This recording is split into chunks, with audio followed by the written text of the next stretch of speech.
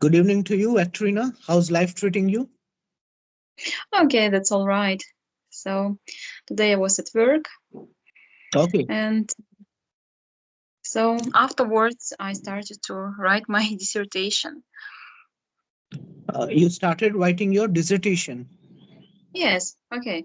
I have been continuing writing it because I have started it uh, about 1 year ago. Okay. All right. That's great. Nice. And like being an English teacher, as we both are English teacher, what sort of ways do you try to incorporate in order to, take your class effectively to impart the knowledge of English to your students? So, as an English teacher, when I conduct lessons, I try to incorporate more games, more lexical Okay. games or grammar games, because games, in my opinion, they help children. Yes, children and teenagers as well, to master a language better and they memorize better. Okay. All right. And when it comes to your journey, when was the wake up call that you realized that now is the high time I want to learn English or I want to be an English teacher? Was it your childhood dream or like you realized it later? I was interested in English. So, and I have been interested in the English language since my childhood. Oh, And at school, I learned the German language. I didn't have English at my school where I studied, but I saw different English words everywhere. So, in instructions, for example, different labels, different brands. English became very interesting for me. So, but I started to learn it when I was about 16, 17 years old. And I thought about what I would like to be in the future. So, and at this age, I started to think about my future career. And I realized that I want to connect my life with foreign languages. And I started to learn English because the English language is the global language. And hmm. honestly speaking, I didn't like the German language very much, but I learned English by myself. Oh, So, that's great. and I didn't have any opportunities to go to a tutor, and I learned it by myself with books, with podcasts, yes, due to the internet. Okay. Okay. And in the light of what you are saying, podcast, books, internet, I would like to ask you, correct me if I'm wrong, but nowadays, like YouTube and Google both have been banned in Russia, right? You cannot Yes. operate those. So, how do you try to elevate your skills in English? Okay. Honestly speaking, yes, YouTube is blocked in Russia, but Google works. Yes, for Okay. Google works in Mm, Russia. okay. Okay, I can still use my Google email, for example, and Google searcher. I can still use it. So, what about YouTube? Yes, YouTube is blocked in Russia. And for example, Hello Talk works still in Russia, and I don't have to use any VPNs or something like that to use it. And thankfully, Hello Talk works in Russia very well and very fast. And there are a lot of people who share different posts, different texts, interesting information in Hello Talk, and I follow them. Yeah, great. So in our group, in there are different groups. There are different yes, there are different groups in VK. For example, VK it's a Russian social network. I like it very much, and there are different groups with podcasts, with videos in English, with abstracts from the movies and serials, Mm. and I use it to elevate and to improve my English skills. That's great. Like when we first met, I was blown away by your English, by your the command over English language, because I have met a lot of like numerous Russians, but they are not able to speak fluently like you. But when I first met you, you were speaking so fluently that I was completely flabbergasted the way you were speaking, and I felt like you must be an English teacher, and that was amazing. I really admire the hard work that you have done for your English, and. Um, yeah. On top of that, I would like to ask you, like, apart from English, what are your other hobbies? What kind of things do you like to do? So I enjoy reading. I enjoy reading, of course. So, and besides that, I enjoy drawing, painting Okay. more. So, yes, painting is one of my favorite hobbies, of course, which helps me to express myself, to show my creativity, and Hmm. because I think every single person has a talent, and every single person must do something creative. He or she must to show, to express his or her creativity in this life, and to do something by hands. It can be drawing, painting, it can be, for example, different handmade things, something like that.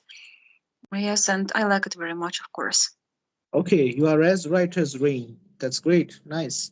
And what is something that you do once in a blue moon? So once in a blue moon, okay, once in a blue moon. Uh, lately, I watch films last in the blue moon. Before, I used to watch films very often, but now it seems to me that I have lost any interest for movies, for films.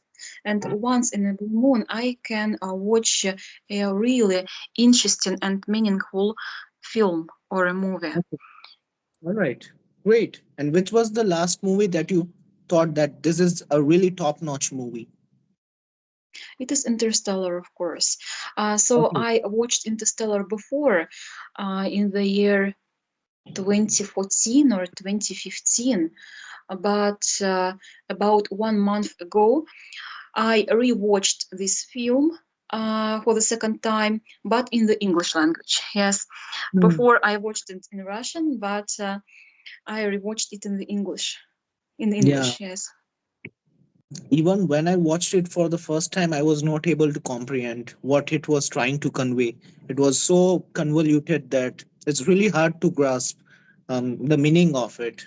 Like the concept of the black hole and space and time and all, that was beyond my, capacity.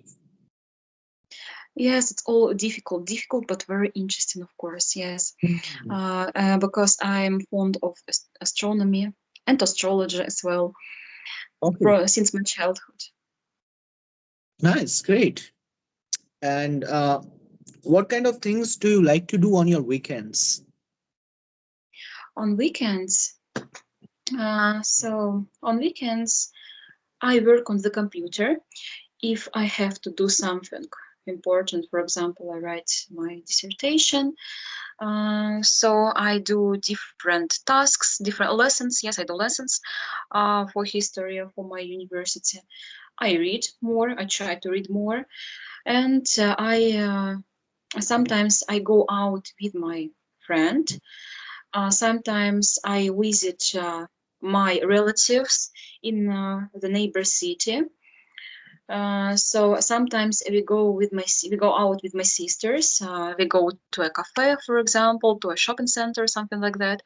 And I prefer to go to a forest because I admire nature very much. And as I live in a town, so the town is small, but nevertheless, I sometimes I miss nature very much, Mhm. and sometimes I want to spend time in nature. That is why I go to the forest. And thankfully, the forest is not so far from my town, and I can reach it on foot. Going into nature can be soothing, and at the same time it rejuvenates you. It's really rejuvenating. Once you come back from the nature, you feel different sort of energy inside yourself, right? Yes, of course, because the air is different. Yes, the quality of air is different. So, and when I feel, and I feel very good when I'm surrounded by trees, when there are no cars, no crowds of people around me. That's great. Okay, and a hypothetical question, Ekaterina, like if you were not an English teacher, what sort of profession would you like to be in? Okay, it's a very actual question for me. It's a very relevant question to me because, honestly speaking, as I have been working as a teacher for 7 years, I'm thinking about to change my job, to find Okay. something new for me, and I think about it very often. I'd like to try to be a social worker. Okay, activist. Because, yes, because many people with pedagogical education can go on to this profession to be a social worker. Or I'd like to try to work in a museum or in a gallery. It's very interesting, I think, because I admire all what is connected with art, with paintings. And so, and um, maybe maybe translator or an interpreter, but I'm not sure about my English skills. So maybe I could be a good interpreter, a good translator, but to be interpreter, it's very hard. It's very Hmm. hard. Okay. Um, yes, because I have to concentrate on other person's speech Yeah, I and get the picture. to refer his or her speech thoughts very very fast, and Hmm. um, That makes sense. Hmm. it will be possible when I reach C1 or C2 level, but not now. Okay. And as earlier we were discussing about movies, I'm not sure whether you are still, as you said, that you are not into that as of now. But do you have any favorite actors when it comes to Favorite. movies? Okay, my favorite actors. One of my favorite actors is Bradley James. So Bradley James played one of the main roles in the serial Merlin, and he played the Prince Arthur. Okay. Yes, he is really he's very kind. I think he's a very kind man. I think, and he's open and he's very funny. So and I like his image. I Personality. like the way he acts in this Hmm. serial. Great. He's performing very great. Okay. And as we both deal with children, do you think children nowadays are smarter than grown-ups? So in some case, in some terms, yes. But honestly speaking, it depends on a particular child, of course. But speaking in general, no, I don't think children are smarter than grown-ups.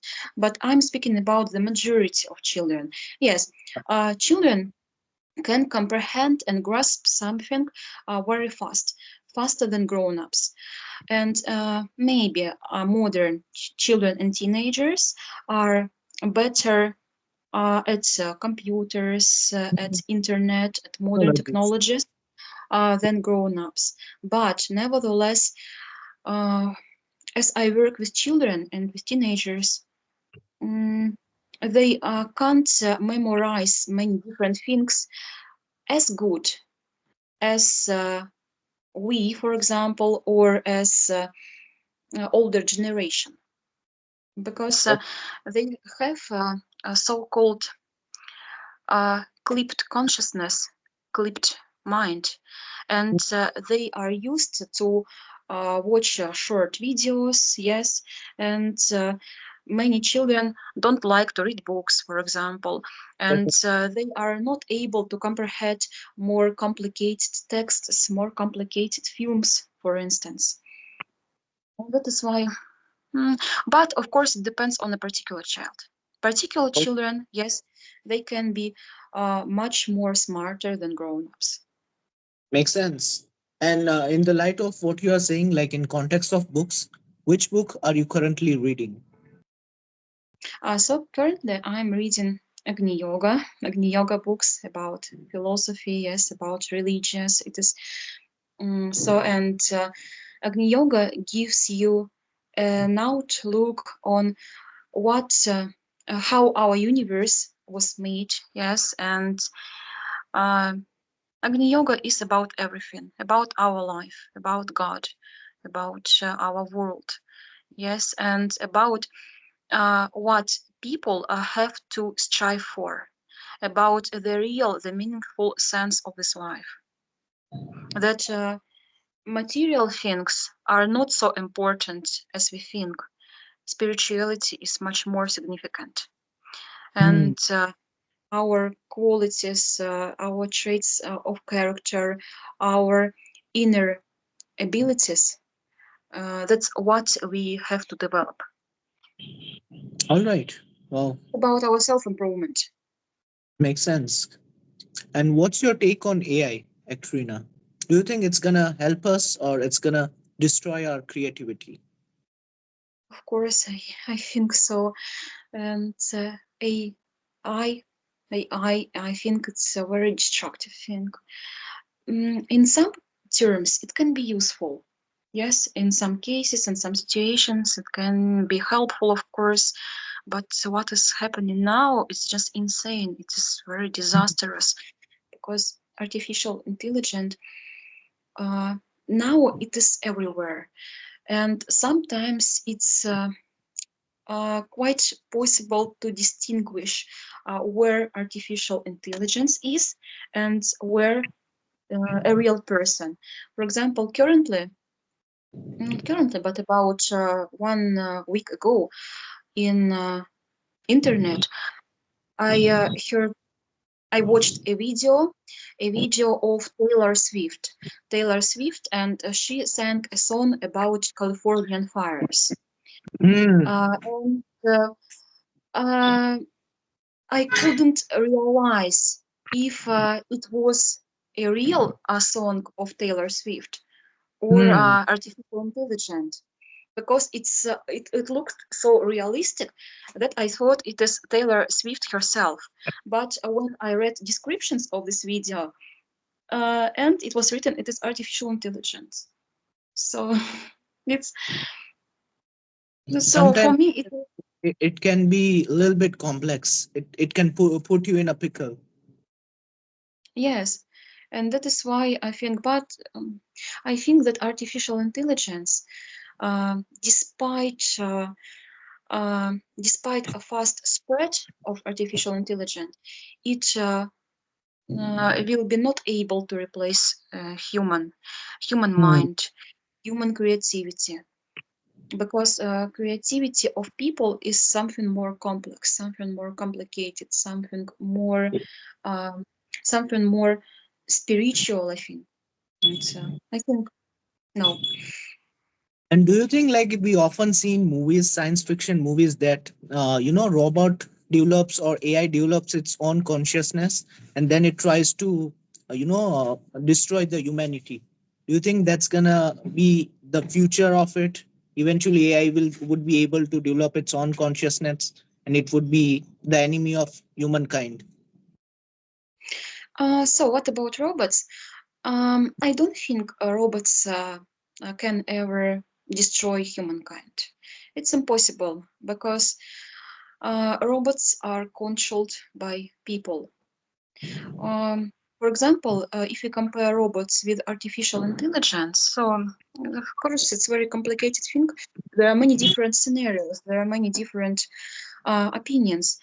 Um, what our future would be like, but I don't think robots can control people. I don't think Oh, robots can destroy people because, uh, but if robots will controlled by evil people, yes, by evil people who would like to destroy the most part of humanity, maybe. But robots themselves, they don't have their own consciousness, their own okay. mind. And that is why without people, without control of people, they are not able to destroy humanity. They would be futile. Okay.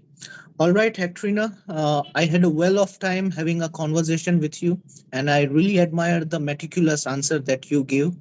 So, thank you for being a part of this conversation, and I hope that we will catch up soon in the future. In the meantime, take care of yourself. Bye. Okay, thank you very much. Thank you very much. Goodbye.